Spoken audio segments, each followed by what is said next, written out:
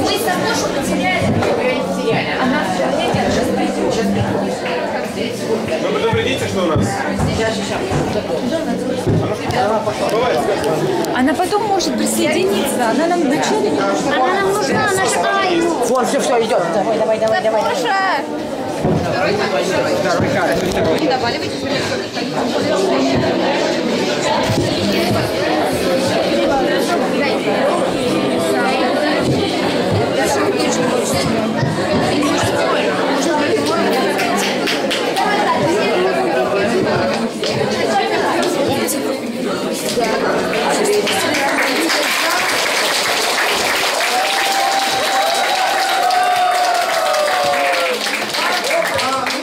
Театральном бараке начинаем наш вечер самонадеятельности и открывается у нас группа «Химия». Кулисный занавес открыт, кулисы даже чуть-чуть отстались.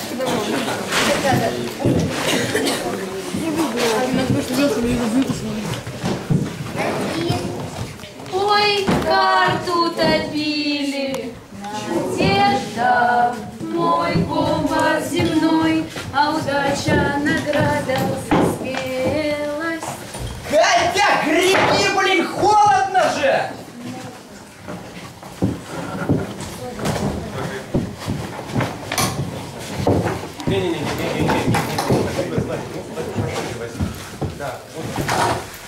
Работа мышцы не спины.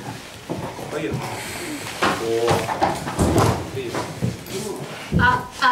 А где третий кат? Кто-нибудь видел третий кат? Да плывет еще. А давайте считать колевалу.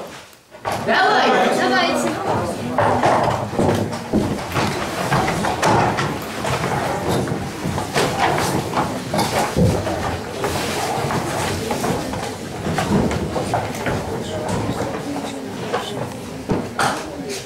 Старый, верный, вяйный Мёйден проводил покойно время в чащах вяйного зеленых, на полянах колевалых. Распевал свои он песни, песни мудрости великие.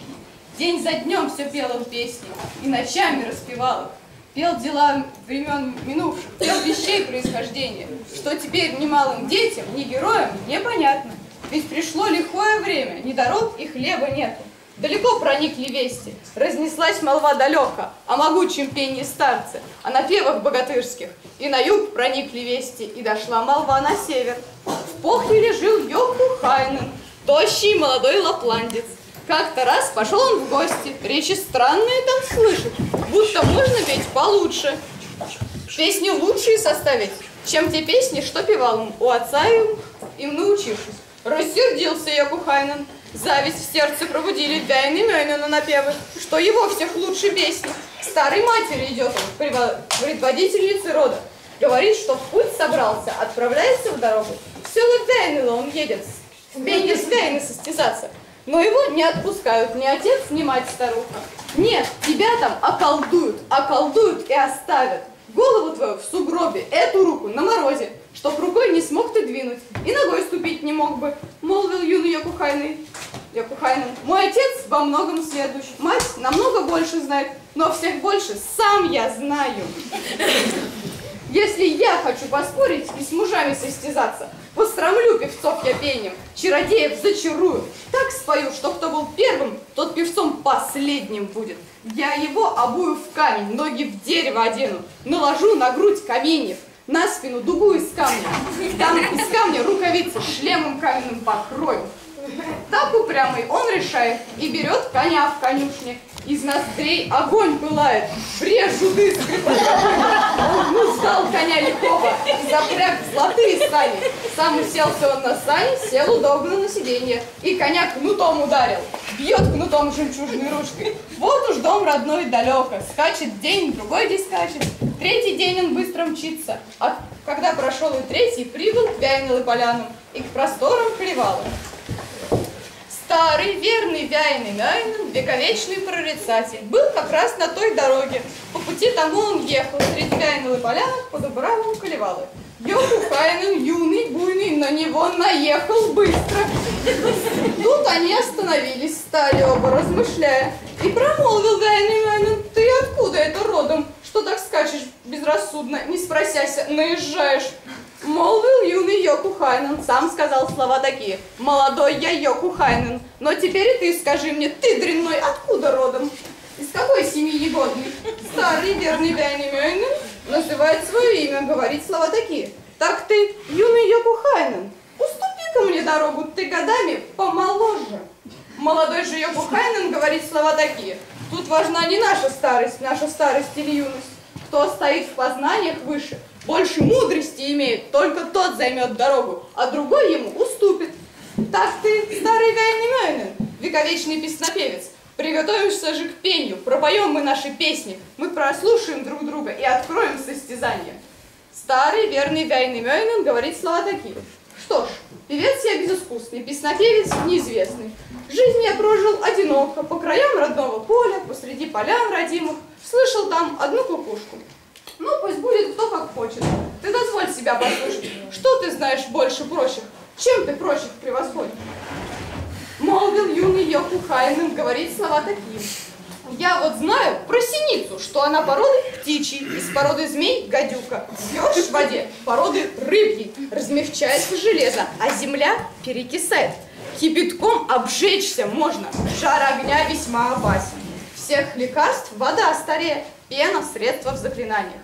Первый чародей — создатель, Бог — древнейший исцелитель. Из горы вода явилась, а огонь упал к нам с неба. Стала ржавчина железом, на утесах медь родится. Всех землей старей — болото, ива старше всех деревьев. Сосны — первые жилища, камни — первая посуда.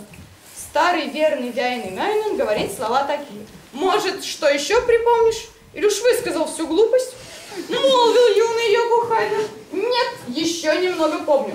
Помню древность я себе, как вспахал тогда я море и вскопал морские глуби, выкопал я рыбам ямы, опустил я дно морское, распростер я вширь озера, горы выдвинул я кверху, накидал большие скалы. Я шестым был из могучих. Лжешь ты свыше всякой меры. Никогда притом ты не был, как пахали волны моря, как выкапывали глуби, и как рыбам ямы рыли, дно у моря опускали, простирали вширь озера, выдвигали горы кверху и накидывали скалы. Молодой же Йокухайнен говорит слова такие: коль рассудок мой потерян, так мечом его найду я. Ну-ка, старый Вяйный Мяйнен, ты певец, с ртом широким, станем мериться мечами, поглядим, чей меч острее. Молвил старый Вяйный Мяйнен: не страшат меня нисколько ни мечи твои, ни мудрость, ни оружие, ни хитрость. Но пусть будет, как кто хочет. Я с тобой с таким несчастным. Я мечей не стану мерить. Ты негодный и противный. Обозлился Йокухайнен. Рот от гнева искривился. Головой трясет косматый, говорит слова такие: кто мечи боится мерить, а смотреть клинки боится, я тобой моею песней превращу в свиное рыло. Я таких людей презренных по местам прячу разным, уложу в довозные кучи и заброшу в угол хлеба. Омрачился Вяйный Мяйнен и разгневался ужас. Сам запел тогда он песни, сам тогда он начал речи. Не поют их вовсе дети, мальчики наполовину. Женихи лишь третья часть, ведь пришло лихое время, ни дород и хлеба нету. Начал мудрый Вяйный Мяйнен. Колыхнулись озера, все заливы ими полны, и одни по ветру ходят, а другие против ветра. Вновь запел, и Йокухайнен погрузился в топе глубже. Молвил юный Йокухайнен: два коня в моей конюшне, жеребцов прекрасных пара. И один летит, как ветер, а другой силен в упряжке. Выбирай, какого хочешь. Молвил старый Вяйный Мяйнен: мне коней твоих не нужно, жеребцов твоих хваленных. У меня их дома столько, что стоят при каждых яслях. И стоят во всяком стойле, на хребтах с водой чистой, на крестах с пудами жира. Вновь запел Йокухайнен, погрузился в топе глубже. Наконец уж Йокухайнен и совсем перепугался. Он до рта ушел в трясину, с бородой ушел в болото, в рот набился мох с землей, а в зубах кусты завязли. Молвил юный Йокухайнен: «О ты, мудрый вяйный мянин, вековечный прорицатель, вороти назад заклятие, жизнь оставь мне, дорогую, отпусти меня отсюда, затянула топь мне ноги, от песку глазам уж больно. Если ты возьмешь заклятие, злой свой заговор воротишь, дам тебе сестру я Айна, дочку матери любимой, будет мыть твою одежду, печь медовые лепешки». Старый верный вяйный мянин просиял, развеселился, рад он был, что Йокухайнен в жены даст сестру родную. На скале веселый сел он, сел на камень и распелся. Спел немного, спел еще раз, в третий раз пропел немного, повернул слова святые, взял назад свои заклятия. Вышел юный Йокухайнен из болота, тащит шею, тащит бороду из топи. Он спешит усесться в сани, опуститься на сиденье. Уезжает с тяжким сердцем, грустно едет он оттуда. К милой матери он едет, он к родителям стремится. Он помчался с страшным шумом, к дому бешено подъехал, а Вагвин сломал сани и оглобли о ворота. Мать не знает, что подумать, а отец промолвил слово: «Глупо сделал, что сломал ты эти сани и оглобли. Что ты едешь, как безумный, словно бешеный ключом». И заплакал Йокухайнен, плачет горькими слезами, головой поник уныло, шапка на сторону сбилась, губы сжаты, побледнели, нос повесил он печально. Мать узнать, в чем дело хочет дело поразведать. Ты о чем всю ночь плачешь? Чем мой первенец расстроен? Губы сжаты, побледнели, нос повесил ты печально. Молвил юный Йокухайнен: «Ох ты ж, мать моя родная, ведь со мной беда случилась, ведь со мной ненастье было, не без повода я плачу, есть причина для печали. Век свой слез не осушу, я буду жизнь вести в печали, ведь сестрицу дорогую, дочь свою родную, Айна, вяйный мянину я отдал, чтоб певцу была женою, старцу слабому опорой, в доме хилому защитой». Мать захлопала в ладоши и встряхнула. Говорит слова такие: «Ты не плачь, мой сын родимый, нет тебе причины плакать, нет причины для печали. Я жила надеждой этой, много лет я ожидала, чтоб герой могучий этот, песнопевец вяйный мянин, стал моим желанным зятем, мужем дочери родимой». Слышит то молодая Айна, плачет горькими слезами, плачет день, другой день плачет, на крыльце сидит рыдая, плачет жалобно от горя, от сердечной злой печали. Говорит тут мать ей стала: «Что ж ты плачешь, дочка Айна, у тебя жених могучий, к мужу сильному идешь ты, чтоб сидеть там под окошком, у запора тараторить».